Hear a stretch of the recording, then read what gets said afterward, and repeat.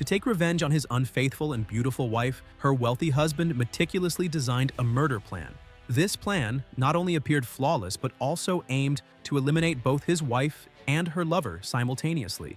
However, unexpectedly, behind this seemingly perfect murder case, there was an even more elaborate and perfect killing scheme hidden. Watch the suspense unfold in this thrilling recap to find out how it all plays out. The movie's protagonist, Steven, is a wealthy financial tycoon. His wife, Emily, is not only young and beautiful, but also comes from a wealthy family, possessing billions in assets. Their marriage was a perfect match in terms of social status and wealth. However, sometimes the quality of life is not determined by how others see it, but by how one feels inside. Due to differences in personality, Steven and Emily's relationship soon encountered problems. Steven was deeply engrossed in his work and was not a romantic person. On the other hand, Emily had a sensitive and sentimental nature, and she felt deeply dissatisfied with her husband's long-term neglect of her. As time passed, the gap between the couple grew wider. Before long, Emily, unwilling to remain lonely, fell for a struggling artist named David. The two frequently found opportunities to secretly meet in David's shabby rented studio. Steven, being shrewd, soon discovered his wife's affair with the painter.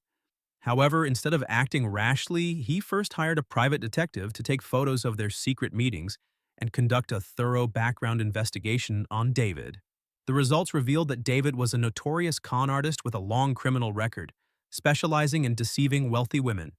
His so-called painting skills were nothing more than a skill he picked up in prison.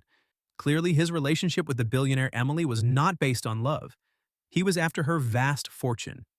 After uncovering the truth, Steven personally visited David's residence and confronted him. He demanded that David help him kill Emily. Steven told David that he had already devised a perfect murder plan. If David followed the plan precisely, there would be no mistakes, no police pursuit, and he would receive a reward of $500,000. To show his sincerity, Steven offered to pay an upfront deposit of $100,000, with the remaining $400,000 to be paid upon completion of the task. Before David could respond, Steven subtly threatened him, saying that if he refused to cooperate, he would expose all of David's past crimes to Emily. If that happened, David would lose both the woman and any financial gain. Furthermore, Steven had discovered that a year ago, David had swindled a widow out of her entire fortune. Six in Soledad State Prison for relieving a widow in San Francisco of her life savings. If this case were reported to the police, David would face at least 15 years in prison. Under Steven's coercion, David had no choice but to agree to the proposal. However, he was still puzzled. No matter how unfaithful Emily was, did Steven really have to go as far as hiring a hitman to kill her? Steven explained that he was a man with a strong sense of pride and dignity, and could not tolerate being cuckolded. Of course, this was just an excuse. The real reason he wanted to kill his wife was that he had recently suffered a major investment failure and was on the verge of bankruptcy. He saw this as an opportunity to get rid of Emily and inherit her vast fortune, thus resolving his financial crisis. Steven then told David that he would bring him to his home the next day to explain the specific details of the murder plan. With that, he left. On his way out of David's apartment building, Steven deliberately slipped an envelope into the mailbox downstairs. The next day, while Emily was out, Steven avoided the surveillance cameras in his apartment building and brought David to his home, where he explained the details of the murder plan. At 8 p.m. tomorrow, Steven would leave home on time, as usual, to play cards with his friends. By then, only Emily would be home. Before leaving, Steven would find an opportunity to remove his house key from Emily's keychain, place it inside a magnetic box, and attach the box to the water pipe near the entrance. David needed to sneak into the staircase of Steven's home before 10 p.m., avoiding surveillance along the same route he scouted today. He would then use the key Steven had hidden at the entrance to unlock the door and hide inside the house. According to routine, Emily would be taking a bath at that time, so she wouldn't notice an intruder. At exactly 10 p.m., Steven would use a spare phone and an anonymous SIM card to call the kitchen landline at home. Hearing the ringing while in the bath, Emily would surely leave the bathroom to answer the phone. This would be David's best chance to strike.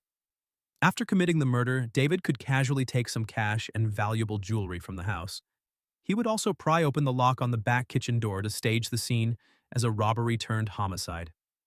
Finally, he would lock the front door, return Emily's key to the magnetic box, and retrace his steps to avoid surveillance while escaping the scene. With this method, they could execute a perfect murder. The reason for the elaborate key-stealing process was that breaking into the house by force would create too much noise, alerting Emily. If David simply used Stephen's key, it might expose Stephen as an accomplice. Getting a duplicate key made at a locksmith would leave evidence. That's why Stephen came up with the plan to steal the key to let David into the house. Additionally, as long as David wore gloves during the crime, to avoid leaving fingerprints, the case would be impossible to solve. After finishing his explanation of the murder plan, Stephen generously took $100,000 in advance payment from his safe and handed it to David. David had no choice but to accept. At exactly 10 p.m. the next night, while playing cards at the game room, Stephen dialed the home landline in the kitchen. Hearing the persistent ringing, Emily, who was taking a bath, had no choice but to get up, wrap herself in a bathrobe, and go answer the phone. But as soon as she picked up, she realized no one was speaking on the other end. Just as she was about to hang up, a masked man wearing gloves suddenly appeared, grabbed her by the neck, and pressed her against the sink. In a desperate struggle, Emily instinctively reached for something. Her hand landed on a sharp oven thermometer, which she immediately stabbed into the masked man's neck. The man twitched a few times before collapsing on the spot. Overwhelmed with fear and exhaustion, Emily fainted. On the other end, Stephen, hearing the silence over the phone, assumed David had successfully completed the murder. He sighed in relief, quietly hung up, and continued his card game. At 11:10 p.m., Stephen finished his game as usual. On his way home, he disposed of the spare phone and the anonymous SIM card. But when he arrived home, he immediately sensed something was wrong. In the kitchen lay a masked man's corpse. His wife Emily was curled up in the bedroom, covered in blood and trembling in fear. Just minutes earlier, Emily had regained consciousness and immediately called the police, who were now on their way. Stephen knew he was in deep trouble. Still, he pretended to stay calm and comforted his wife briefly before rushing to handle the scene. He put on rubber gloves, grabbed a screwdriver, and pried open the kitchen door lock to make it look like a break-in. Then he hid the screwdriver on the masked man's body. Next, he retrieved Emily's key from the man's pocket and put it back on her keychain. After finishing everything, Stephen finally exhaled slightly in relief. At that moment, the police arrived. The case was assigned to Detective Karaman. As soon as Detective Karaman entered the kitchen, he noticed the messy, skewed footprints near the body. Stephen quickly explained that he had left those prints while checking the corpse's vital signs. Making sure he was dead. But with his keen investigative experience, Detective Karaman immediately sensed Stephen's unnatural demeanor. Then the police removed the masked man's cover, and Stephen was completely stunned. The dead man wasn't David. He was a complete stranger. Further investigation revealed that the masked man was a serial burglar who had recently been released from prison. He had broken into Stephen and Emily's home simply to steal. Emily's act of killing the thief was considered self-defense. After dealing with the police investigation, the frustrated Stephen immediately sought out David to demand an explanation. David was straightforward about it. He admitted that he didn't have the guts to kill Emily himself, so he hired a professional burglar to do the job instead. Who would have thought that the unlucky fool would be so incompetent that he got himself killed by Emily instead? Fortunately, since the only witness was dead, the police had no way of linking the crime to Stephen or David for the time being. However, it was clear that they couldn't make another move anytime soon. If they acted again too soon, their murder intent would be too obvious, making it easy for the police to catch on. Stephen told David to hold off and wait for further instructions. David nodded in agreement on the surface, but the very next day, he called Stephen with a blackmail demand. He ordered Stephen to deliver the remaining $400,000 to his house immediately. It turned out that David was no fool. He had secretly recorded Stephen's murder plan when it was first discussed. If Stephen refused to pay, David would send the recording to the police, exposing Stephen's intent to hire a hitman. Now overwhelmed with problems, Stephen had no choice but to accept David's extortion. But this was far from the end of his troubles. That afternoon, when Emily returned home from an outing, she found that her key couldn't unlock the front door. It turned out that the key Stephen had taken from the corpse that night wasn't actually Emily's house key. It was the burglar's own house key. Emily's real key had already been placed back inside the magnetic box outside after the thief used it to enter Stephen's home. Since the two keys looked almost identical, Stephen, in his panic, hadn't realized he had grabbed the wrong one. At that moment, Emily finally started piecing things together. The more she thought about it, the more something felt off. Besides the fact that the key in her possession couldn't unlock the door, the call to the kitchen landline on the night of the murder now seemed highly suspicious. Emily began to suspect that her husband, Stephen, might have already known about her affair with David. Perhaps that was why he had hired someone to kill her. If that were the case, then the mysterious phone call that night must have been from Stephen himself. The obvious purpose, she concluded, was to lure her out of the bathroom and into the kitchen. Paranoid and terrified, Emily no longer felt safe staying at home. She made up an excuse and moved in with her best friend for the time being. After hearing Emily's suspicions, her best friend suggested checking Stephen's financial situation. In her friend's view, money was likely a stronger motive for murder than jealousy. After all, Stephen and Emily had never signed a prenuptial agreement when they got married. If Emily were to accidentally die, Stephen would naturally inherit all of her assets. Her friend's words suddenly made everything click in Emily's mind, prompting her to hire someone to investigate Stephen's financial situation. Sure enough, she discovered that he was on the brink of bankruptcy. Emily then relayed all her suspicions and findings to the Detective Karaman. Detective Karaman also found Stephen highly suspicious. But since the police had found no direct link between Stephen and the burglar, they couldn't determine whether Stephen had truly hired a hitman. However, the detective did share a peculiar detail with Emily. During the investigation, the police discovered that the deceased burglar lived alone in a rundown house. Strangely, when he died, he had no keys on him, and the police couldn't find any keys around his residence either. This revelation sent a shock through Emily. She immediately went to the burglar's home using the address provided by the police. She then tried inserting the key from her own keychain into the burglar's door lock, and, to her astonishment, the door opened.